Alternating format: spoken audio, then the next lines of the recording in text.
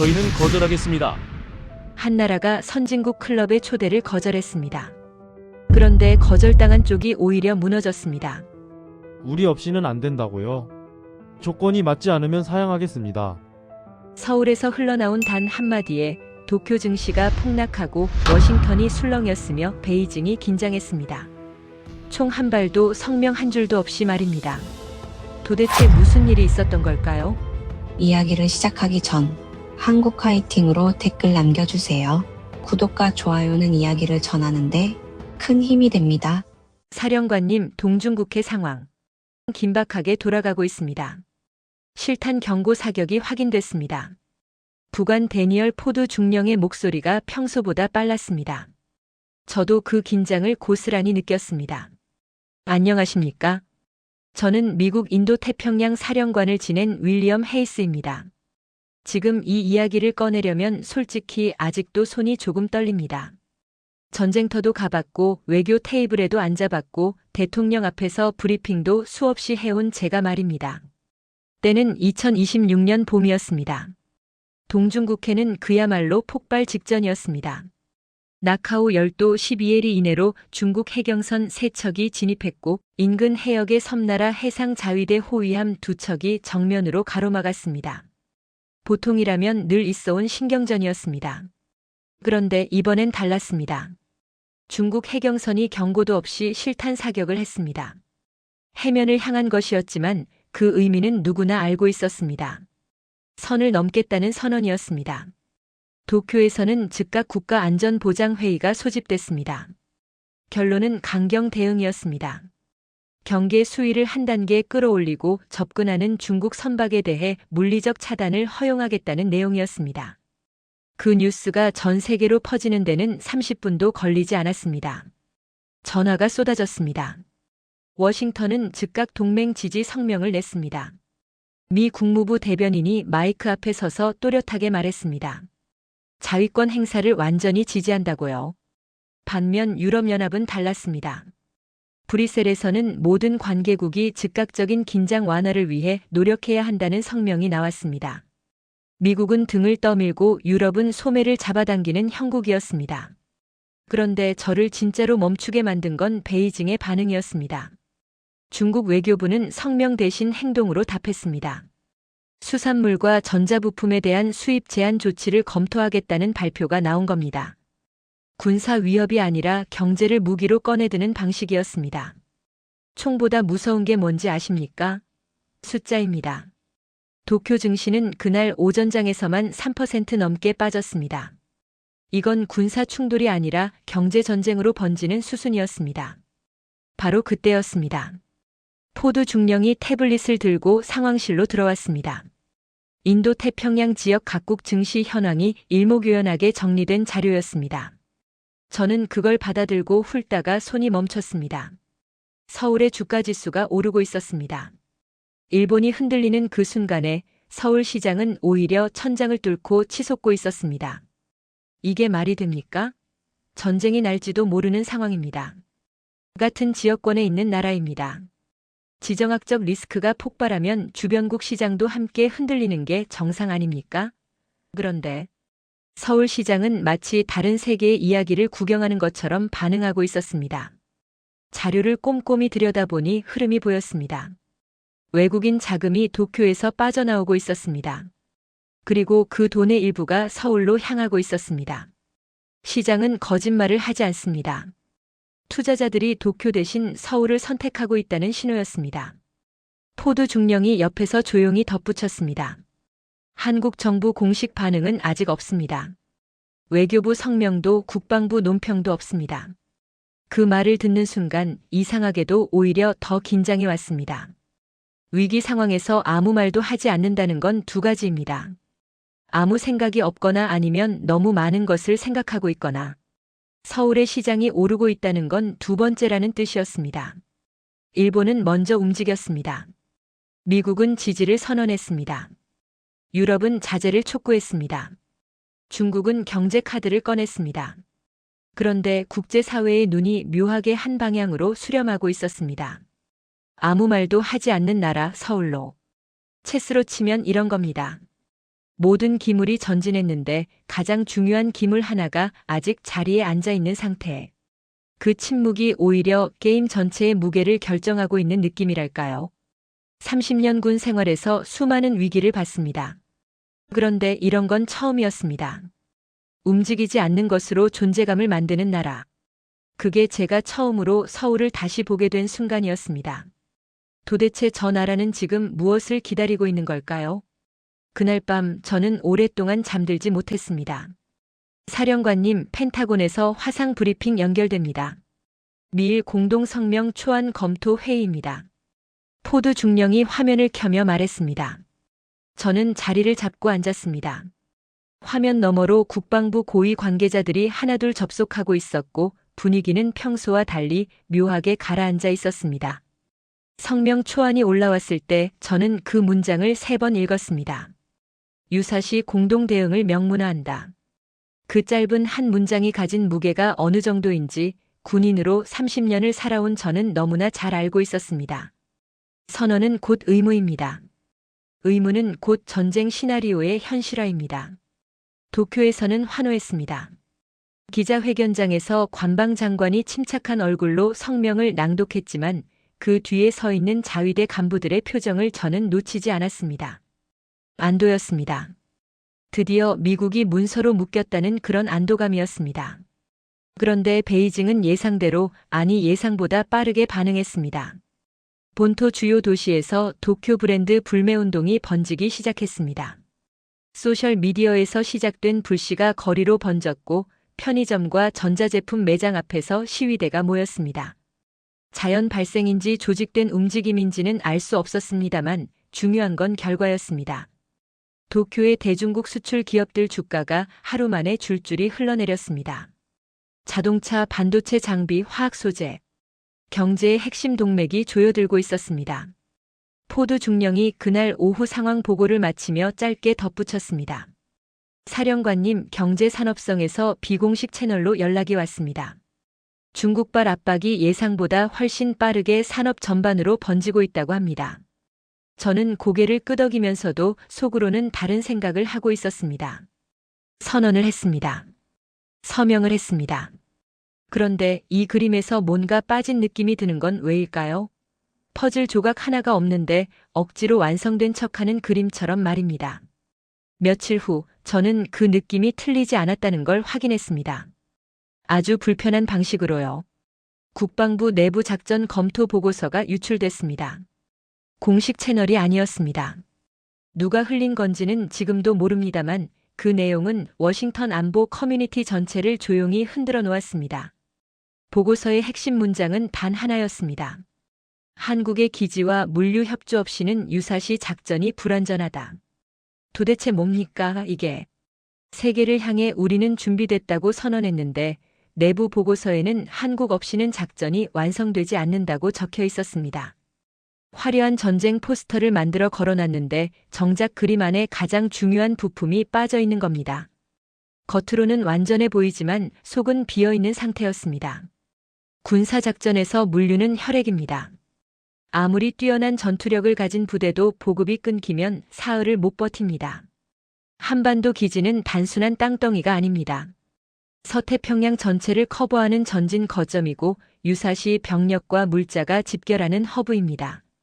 그 허브 없이 공동작전을 펼친다는 건 골 데 없이 축구를 하겠다는 말이나 다름없었습니다. 워싱턴이 술렁이었습니다. 그리고 그 술렁임은 외부로도 번졌습니다. 비공식 외교 채널을 통해 내부 문건 하나가 돌기 시작했습니다. 저도 그 사본을 입수했습니다. 문건의 핵심은 간단했습니다. 한국이 전략기술 논의에서 빠질 경우 인도태평양 기술 동맹에 공백이 발생한다. 반도체, 배터리, 방산기술 공유 체계가 현실적으로 작동하지 않는다. 저는 그 문장 앞에서 한참 멈췄습니다. 왜냐하면 이 문건의 원래 목적은 달랐거든요. 원래는 도쿄 지원 방안을 논의하기 위한 사전 검토 문건이었습니다. 그런데 논의가 진행되면서 결론이 바뀌어 있었습니다. 도쿄를 어떻게 지원할 것인가에서 서울을 어떻게 확보할 것인가로요. 이게 보통 일이 아닙니다. 국제 무대의 중심 의제가 조용히 이동한 겁니다. 도쿄가 공동작전이라는 굵직한 카드를 꺼내든 순간 국제사회의 계산기는 오히려 서울이라는 변수를 더 크게 반영하기 시작했습니다. 포드 중령이 조용히 물었습니다. 사령관님, 한국 국방부에서는 여전히 공식 반응이 없습니다. 어떻게 보십니까? 저는 잠시 대답하지 않았습니다. 창밖으로 맑은 하늘이 펼쳐져 있었습니다. 바람 한 점 없는 날씨였습니다. 그런데 저는 묘하게 폭풍 전야의 고요함이 떠올랐습니다. 바다가 가장 잠잠할 때 사실은 가장 위험한 경우가 있거든요. 한국이 빠지면 작전이 불완전하다. 한국이 빠지면 기술 논의에 공백이 생긴다. 저는 그 두 문장을 번갈아 읽으면서 한 가지 사실을 인정해야 했습니다. 한국은 아무것도 하지 않았습니다. 성명도 없고 선언도 없고 압박에 대한 반응도 없었습니다. 그런데 그 아무것도 하지 않는 것 자체가 판 전체를 움직이고 있었습니다. 30년을 전략을 짜며 살았습니다.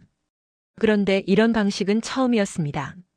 움직임으로 무게를 만드는 게 아니라 움직이지 않음으로 무게를 키우는 나라. 서울이 말하지 않는 한 이 판은 완성되지 않는다는 걸 세계가 스스로 인정하게 만드는 나라. 도대체 서울은 무엇을 기다리고 있는 걸까요? 사령관님, 별것 아닌 것 같은데 한번 보시겠습니까? 포드 중령이 아침 브리핑 자료 맨 뒤에 끼워 넣은 페이지를 건네며 말했습니다.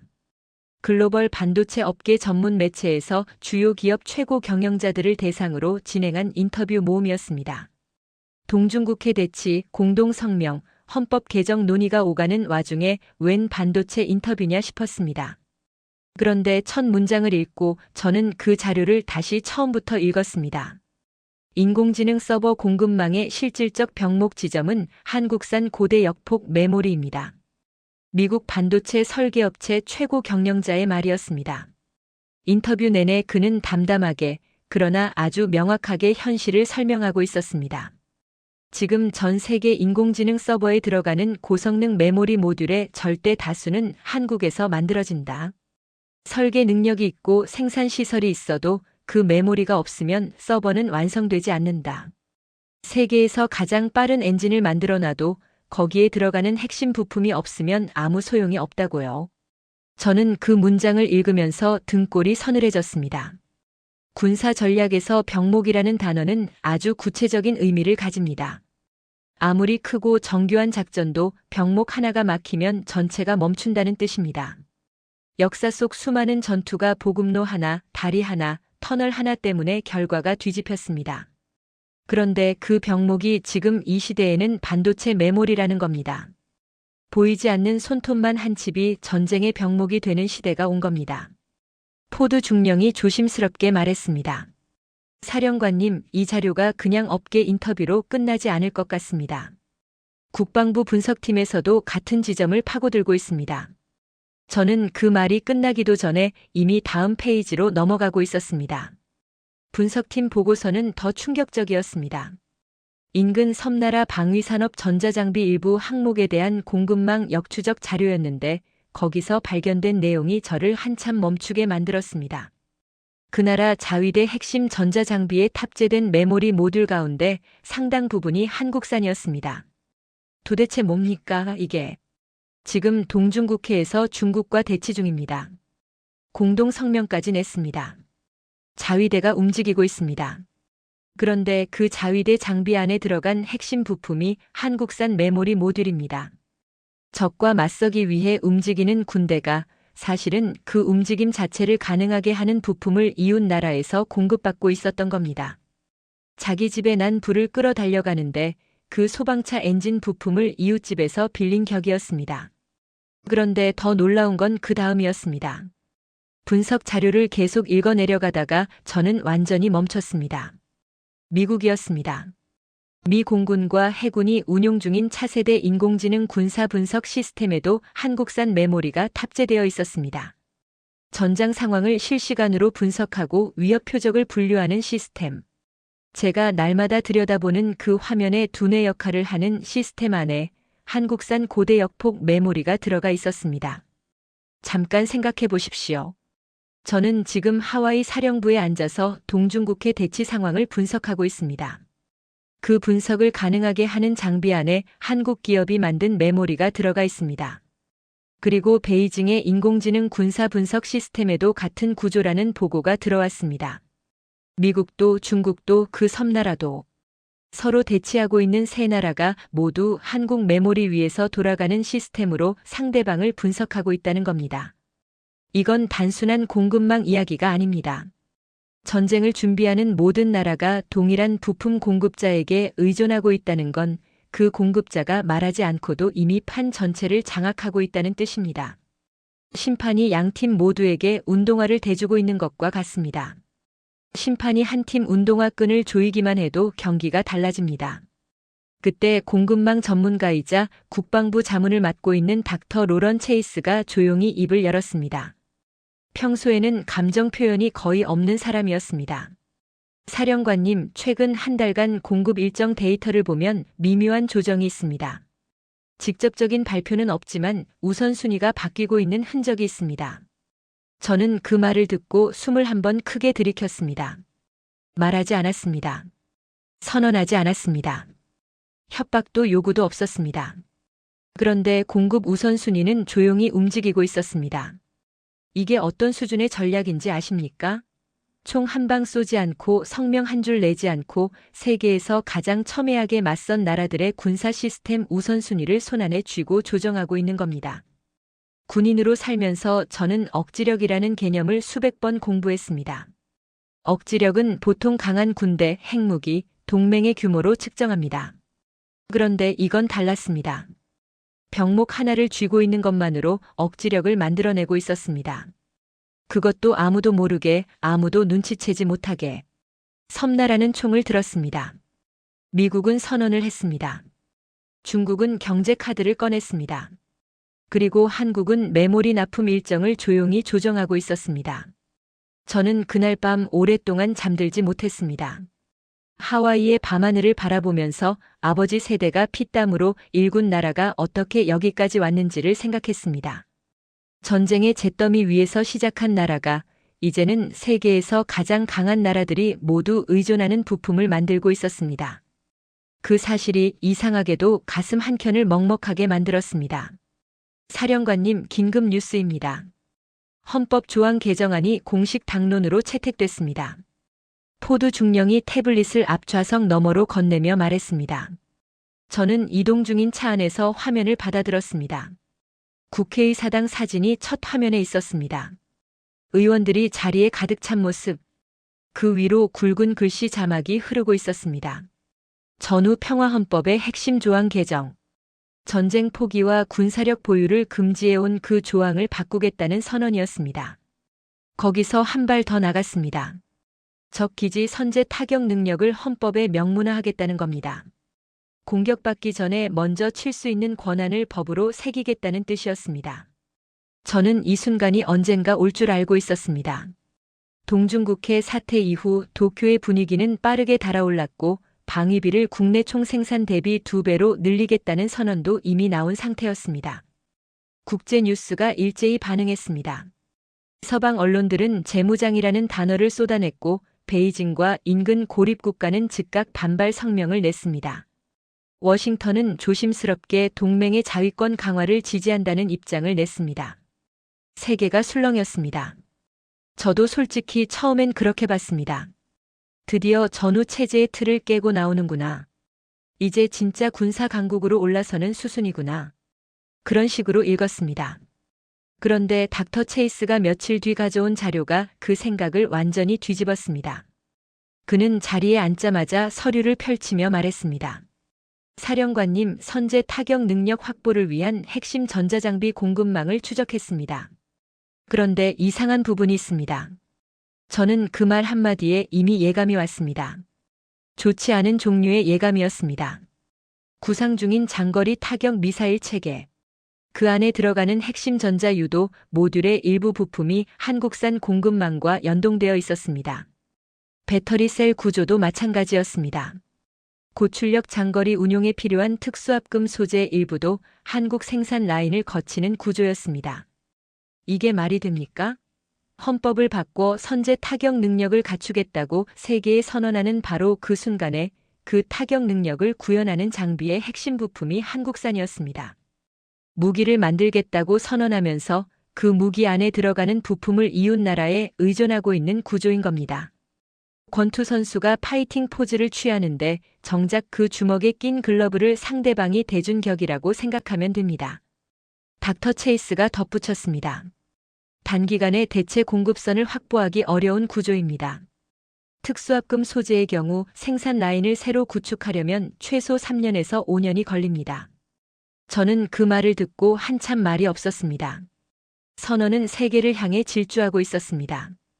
헌법을 바꾸고 예산을 늘리고 타격 능력을 외치고, 그런데 그 달라진 모습을 구현하는 실제 하드웨어는 아직 준비가 안 됐습니다.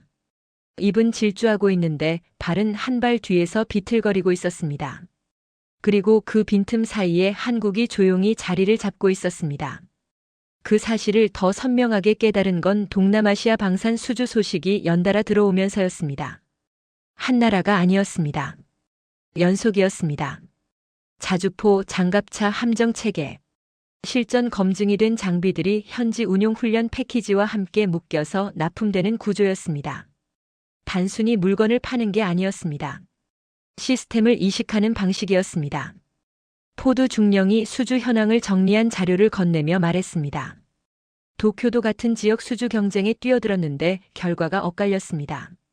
납기 속도와 가격 경쟁력, 기술 이전 조건에서 차이가 났다고 합니다. 저는 그 자료를 보면서 두 나라의 방향성이 얼마나 선명하게 갈리고 있는지를 실감했습니다. 한쪽은 지금 헌법 개정 논의에 국내 정치 에너지를 쏟아붓고 있습니다. 선제 타격 능력 선언에 외교적 에너지를 쓰고 있습니다. 그 모든 것이 담론의 영역에서 이루어지고 있습니다. 말하자면 무대 위에서 큰 소리로 대사를 치고 있는 배우입니다. 그런데 한국은 무대 밖에서 이미 다음 공연 계약서에 사인을 하고 있었습니다. 담론과 실행, 선언과 납품, 헌법과 계약서. 두 나라가 각자의 방식으로 존재감을 키우고 있었는데 국제시장은 냉정하게 둘을 구분하고 있었습니다. 구분의 기준은 단순했습니다. 실제로 쓸 수 있는 물건을 빠르게 가져다주는 쪽이 이깁니다. 전장에서 약속은 아무 의미가 없고 납품 완료만이 의미 있듯이 방산 시장에서도 선언이 아니라 인도 날짜가 기준이었습니다. 닥터 체이스가 보고서를 덮으며 말했습니다. 사령관님, 동남아 방산 수주는 단순한 무기 판매가 아닙니다. 그 나라의 군사 체계가 어느 나라 플랫폼 위에 세워지느냐를 결정하는 겁니다.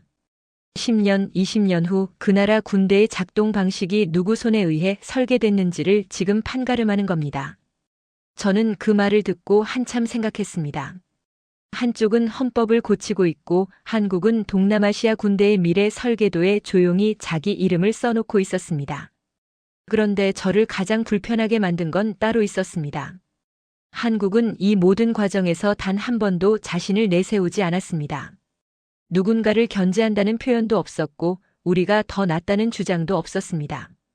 그냥 만들고 팔고 납품했습니다. 그리고 그것만으로 이미 지형이 바뀌고 있었습니다. 오랫동안 저는 선언이 현실을 만든다고 믿어왔습니다. 그런데 이 판에서는 달랐습니다. 실행이 지형을 만들고 있었습니다. 아무 말도 없이. 사령관님, 이 보고서 직접 읽어보셔야 할 것 같습니다. 요약본으로는 뉘앙스가 살지 않습니다. 닥터 체이스가 직접 들고 온 보고서였습니다. 평소 같으면 전문 분석팀이 걸러서 요약본으로 올려줬을 종류의 자료였습니다. 에너지 수급, 운송 루트, 선박 현황. 그런데 그의 표정이 평소와 달랐습니다. 뭔가를 발견한 사람의 얼굴이었습니다.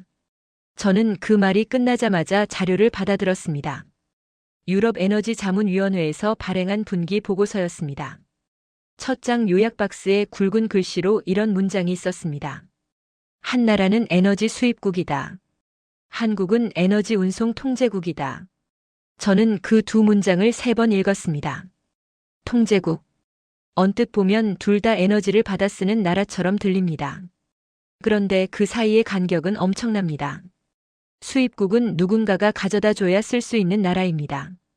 통제국은 그 가져다 주는 행위 자체에 영향력을 가진 나라입니다. 같은 바다를 쓰고 있는 것 같지만 실제 권한의 차원이 완전히 다릅니다. 보고서를 계속 읽어 내려갔습니다. 그리고 저는 또 한 번 멈췄습니다.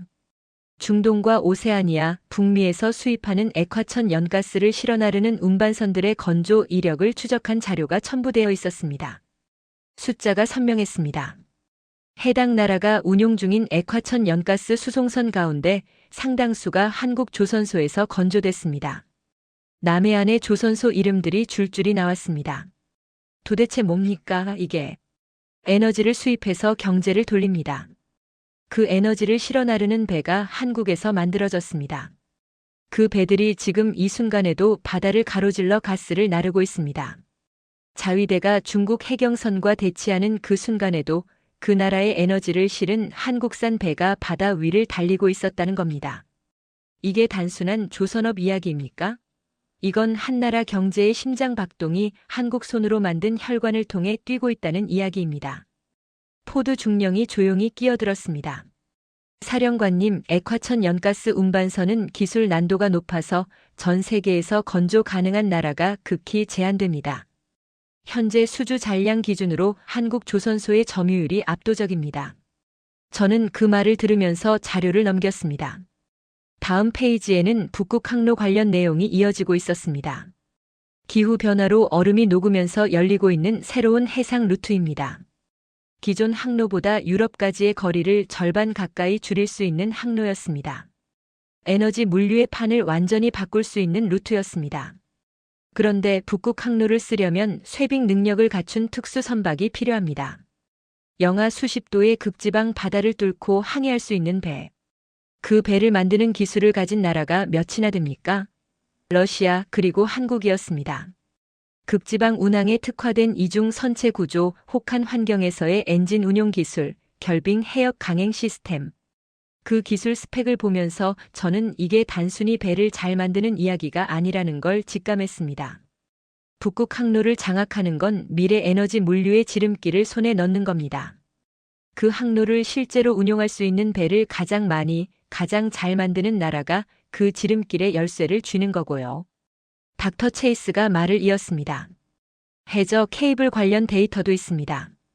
인도 태평양 지역 통신 케이블 부설 기술과 유지보수 역량에서도 한국이 선두그룹에 있습니다. 이건 군사통신망과도 직결되는 이야기입니다. 저는 그 말을 듣고 잠시 눈을 감았습니다. 머릿속에서 지도가 펼쳐졌습니다.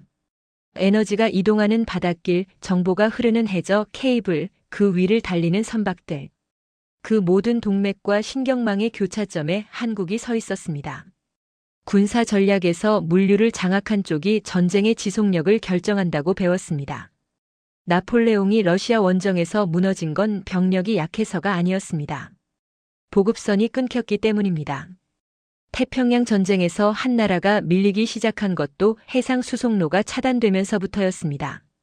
물자가 움직이는 길을 쥔 쪽이 결국 버티는 쪽입니다. 그런데 지금 이 판에서 물자가 움직이는 길과 에너지가 흐르는 혈관을 가장 많이 건조하고 통제하고 있는 나라가 어디입니까? 며칠 후 상황은 한 단계 더 민감해졌습니다. 한국 조선소들이 수주 우선순위를 내부적으로 조정하고 있다는 보도가 흘러나왔습니다. 어느 나라 물량을 먼저 처리할 것인지, 납기 일정을 어떻게 배분할 것인지에 대한 내부 검토가 이루어지고 있다는 내용이었습니다. 공식 발표는 없었습니다. 확인된 정보도 아니었습니다. 그냥 흘러나온 이야기였습니다. 그런데 그 흘러나온 이야기 하나가 에너지 선물 시장을 움직였습니다. 포드 중령이 다음날 아침 보고를 하면서 그 부분을 짚었습니다. 사령관님, 어제 에너지 선물 시장에서 이상한 움직임이 있었습니다. 액화천 연가스 운반선 납기 지연 가능성에 대한 해지 거래가 갑자기 늘었습니다. 확인된 사실도 없는데 시장이 먼저 반응했습니다. 저는 그 말을 듣고 쓴웃음이 나왔습니다. 공식 발표도 없었습니다. 정부 성명도 없었습니다. 그냥 업계에서 흘러나온 이야기 하나에 글로벌 에너지 선물 시장이 흔들린 겁니다. 중앙은행 총재가 발언 한마디 잘못하면 금융시장이 흔들리는 것처럼 한국 조선소 수주 우선순위 조정 가능성 하나가 에너지 시장을 움직인 겁니다. 아무 말도 안 했는데요. 닥터 체이스가 보고서를 덮으며 마지막으로 말했습니다. 사령관님, 에너지 안보를 군사 안보와 분리해서 생각하는 시대는 끝났습니다. 총알을 쏘는 무기보다 그 무기를 움직이게 하는 에너지를 실어나르는 배가 더 근본적인 전략 자산일 수 있습니다. 저는 창밖을 바라봤습니다. 오후 햇살에 반짝이는 바다가 보였습니다. 평화로운 풍경이었습니다. 그런데 저는 그 바다 위를 달리고 있을 수많은 선박들을 머릿속으로 그렸습니다. 가스를 싣고 케이블을 깔고 북극의 얼음을 가르며 달리는 배들. 그 배들이 모두 어디서 만들어졌는지를. 저는 그날 처음으로 조선소가 군함보다 전략적으로 더 중요할 수 있다는 생각을 했습니다. 그리고 그 조선소에서 묵묵히 용접봉을 들고 서 있을 이름 모를 기술자들을 떠올렸습니다. 어쩌면 그 손이 세계에서 가장 강한 나라들이 감히 건드리지 못하는 진짜 힘을 만들고 있었는지도 모른다고. 사령관님, 베이징이 본격적으로 경제 카드를 꺼내 들었습니다. 포드 중령이 긴급 보고를 올렸습니다. 중국 상무부 대변인이 기자회견장에 섰습니다. 표정은 평온했습니다. 그런데 입에서 나온 말은 전혀 평온하지 않았습니다. 도발적 행위가 지속될 경우 경제적 수단을 포함한 모든 대응 조치를 검토할 것이다. 짧았습니다. 그러나 그 짧음이 오히려 더 무거웠습니다. 길게 설명하지 않아도 상대방이 무슨 뜻인지 안다는 자신감이 담긴 짧음이었습니다. 며칠 후 도쿄에서 주요 기업 최고 경영자들의 긴급 회의가 소집됐습니다. 회의 결과 보고서가 외교 채널을 통해 들어왔을 때 저는 핵심 문장에 밑줄을 그었습니다. 중국 시장을 대체할 수출 시장이 단기간 내에 확보 불가능하다. 특정 부품 및 소재의 대중 수입 의존도가 임계치를 초과한다. 경제 보복 현실화 시 국내 제조 생태계에 연쇄 충격이 불가피하다. 이게 말이 됩니까? 헌법을 바꾸고 선제 타격 능력을 외치고 세계 앞에서 달라졌다고 선언한 나라가 정작 경제 보복 한 방이면 흔들리는 구조를 가지고 있었습니다. 칼을 빼들었는데 발이 묶여있는 격이었습니다. 저는 그 순간 닥터 체이스가 며칠 전 흘리듯 던진 말이 떠올랐습니다.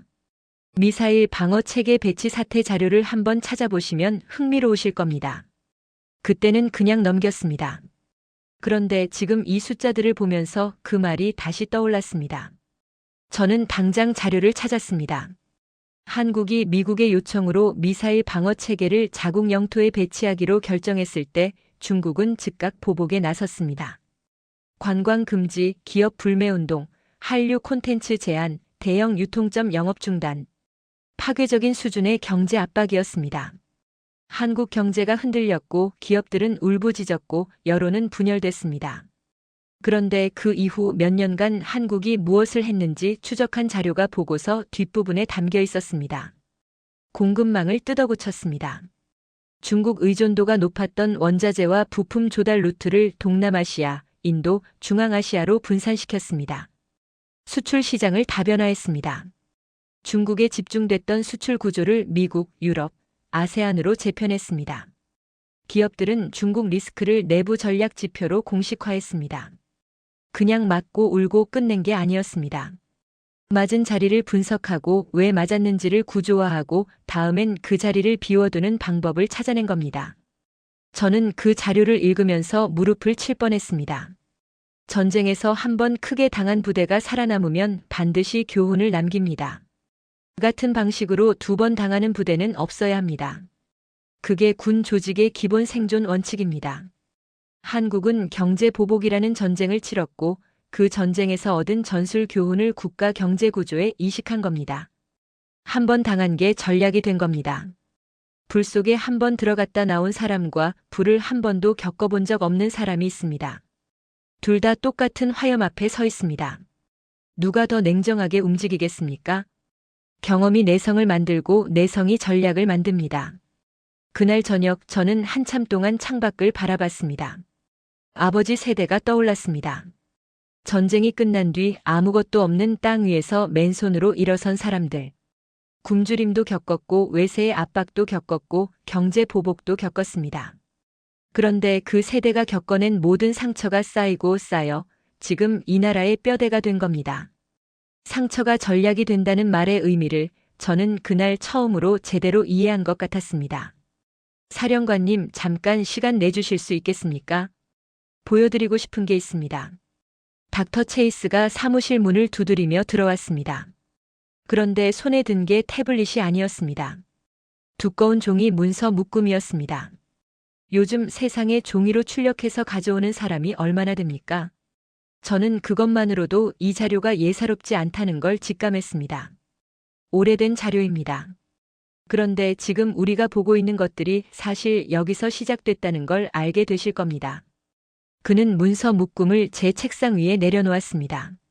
첫 페이지에는 미군 역사기록관에서 발행한 한국 전쟁 경제 영향 분석 보고서라는 제목이 찍혀 있었습니다. 작성 연도는 수십 년 전이었습니다. 저는 천천히 읽기 시작했습니다. 한국 전쟁이 발발한 직후 미군은 인근 섬나라를 전쟁 물자의 후방 보급 기지로 활용했습니다. 총알, 포탄, 군복, 차량 부품, 통신 장비.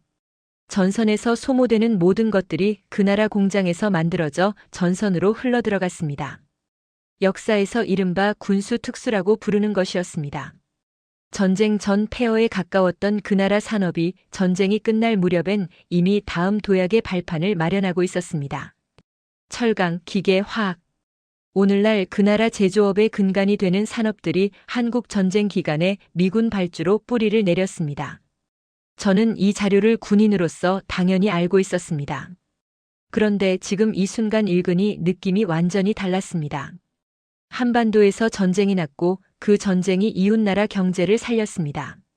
한국 땅에서 총알이 날아다니는 동안 이웃나라 공장의 굴뚝에서는 연기가 올라갔습니다. 한국인들이 피를 흘리는 동안 이웃은 불을 축적했습니다.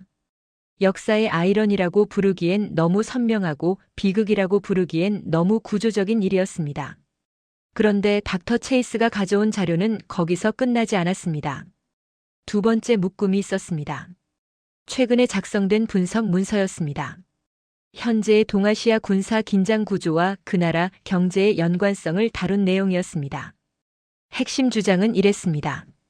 70여 년 전 한반도의 안보 위기가 저 나라 경제 재건의 출발점이었다면 오늘날 동아시아의 군사 긴장은 다시 한반도 변수가 그 나라 경제의 향방을 좌우하는 구조를 만들어내고 있다.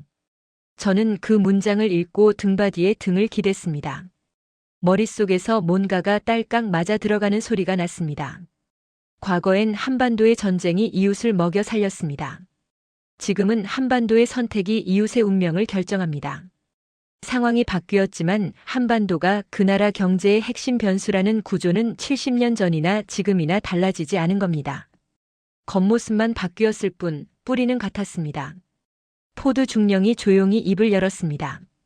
사령관님, 그러면 지금 우리가 보고 있는 것들이 각각의 우연이 아니라는 말이 됩니까? 메모리 공급망도 조선소도 방산수주도 에너지 루트도 전부 같은 뿌리에서 나온 구조라는 말입니까? 그 질문이 떨어지는 순간 저는 지난 몇 주간 받아봤던 보고서들이 한꺼번에 머릿속에서 재배열되는 것을 느꼈습니다. 한국산 메모리가 미군 인공지능 분석 시스템에 들어가 있습니다. 한국 조선소가 이웃나라의 에너지를 실어 나르는 배를 만들고 있습니다. 한국이 동남아 방산 시장을 조용히 장악해 가고 있습니다. 한국이 경제 보복 내성을 갖췄습니다. 그리고 한국의 기지와 물류 협조 없이는 유사시 작전이 불완전합니다. 이 모든 것들이 따로따로 존재하는 데이터가 아니었습니다. 하나의 구조였습니다. 한반도를 중심으로 동아시아 전체의 군사, 경제, 물류 동맥이 수렴하는 구조. 그리고 그 구조는 오늘 갑자기 만들어진 게 아니었습니다. 수십 년에 걸쳐 위기를 겪으면서 때로는 그 위기를 전략으로 바꾸면서 켜켜이 쌓인 것이었습니다. 닥터 체이스가 문서 묶음 맨 뒤에서 한 장을 꺼냈습니다. 이게 마지막입니다. 최근 들어 전략 커뮤니티에서 인용이 급격히 늘고 있는 미군 전략 보고서 발췌문입니다. 저는 그 한 장을 받았습니다. 짧았습니다. 그러나 짧을수록 무게가 실리는 문장이 있습니다. 동아시아 작전 구조의 중심축은 한국이다. 70년 전에도 그랬고 지금도 그렇습니다. 다만 그 구조 안에서 한국이 차지하는 위치가 완전히 달라졌을 뿐입니다. 저는 창밖을 바라봤습니다. 그 하늘 아래 광활한 태평양이 있고 그 너머 동아시아가 있고 그 한가운데에 한반도가 있었습니다. 70년 전 전쟁의 잿더미 위에서 맨손으로 일어선 사람들. 그 사람들의 아들, 딸이, 손자, 손녀가 쌓아 올린 것들이 지금 세계의 중심축이 되어 서 있었습니다. 저는 그 사실 앞에서 한참 동안 아무 말도 하지 못했습니다. 사령관님, 일본 외무성 특사단이 서울에 도착했습니다. 회담 일정 조율 중입니다. 포드 중령이 건네준 한 줄짜리 메모였습니다. 저는 그것을 받아들고 한참 동안 아무 말도 하지 않았습니다. 창밖으로 아침 햇살이 쏟아지고 있었습니다. 바다는 잔잔했습니다. 그런데 그 잔잔함이 이상하게 폭풍 직전의 고요처럼 느껴졌습니다. 동중국해에서 총성이 울린 이후, 공동성명이 나온 이후, 헌법 개정 논의가 달아오른 이후, 그 모든 과정에서 강경하고 단호하게, 때로는 세계를 향해 목소리를 높이며 달려온 나라가 먼저 서울로 특사를 보냈습니다. 협상 테이블을 먼저 요청한 쪽이 어디인지 저는 그 사실 하나가 이 판 전체를 요약한다고 생각했습니다. 특사단의 제안 내용이 외교 채널을 통해 흘러들어왔습니다. 공급망 협력 강화, 안보 공조 체계 구축, 기술 교류 확대. 언뜻 보면 동등한 파트너 간의 협력 제안처럼 보였습니다. 그런데 저는 그 제안서를 보면서 전혀 다른 걸 읽었습니다. 이건 협력 제안이 아니었습니다. 이건 필요를 인정하는 문서였습니다. 필요한 쪽이 먼저 찾아옵니다. 이건 협상의 기본 원리입니다. 바로 그때 닥터 체이스가 기사 출력본을 들고 들어왔습니다. 사령관님, 지금 막 나온 내용입니다. 선진국 정상회의 측에서 한국의 상설 멤버 가입을 공식 제안했습니다. 세계 주요 선진국 모임, 전후 경제 질서를 설계해온 클럽. 그 안에 들어간다는 건 단순한 외교적 성취가 아니라 국제 의사결정 구조의 핵심으로 편입된다는 의미였습니다. 수십 년간 많은 나라들이 그 문을 두드렸습니다.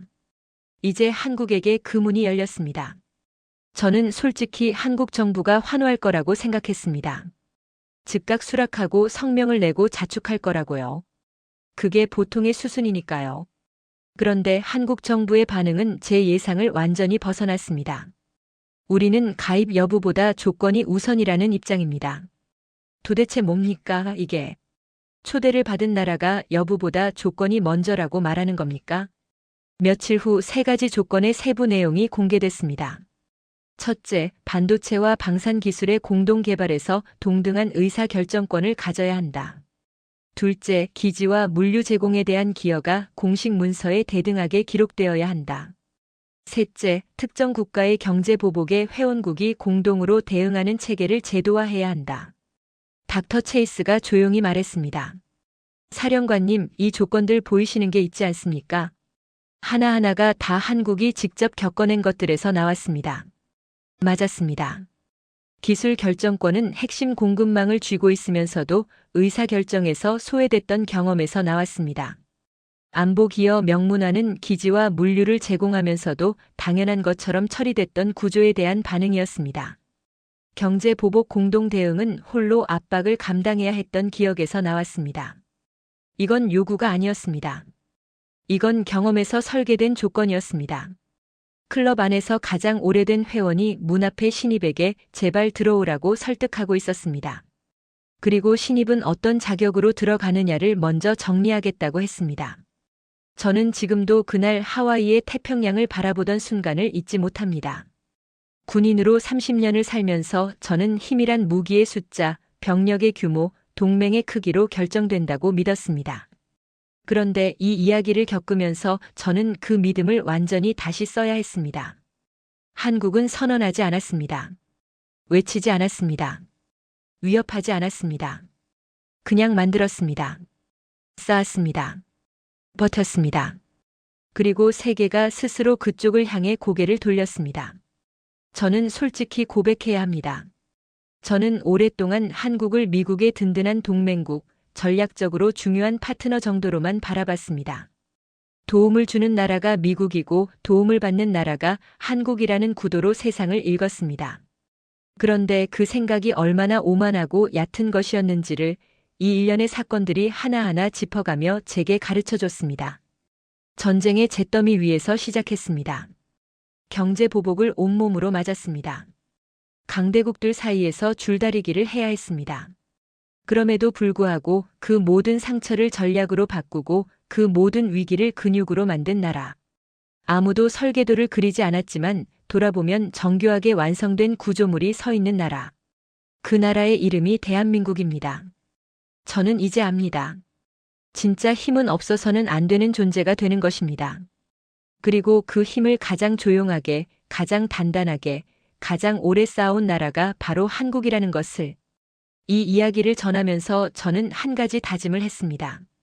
앞으로는 절대로 한국을 작게 보지 않겠다고. 그리고 그 작은 땅 위에서 묵묵히 일하고 만들고 버텨온 모든 분들께 진심으로 경의를 표하겠다고. 여러분의 부모님 세대가 맨손으로 쌓아 올린 것들이 지금 세계의 중심축이 되어 서 있습니다. 그분들의 굳은 손과 뜨거운 가슴이 없었다면 오늘의 이 구조는 존재하지 않았을 겁니다.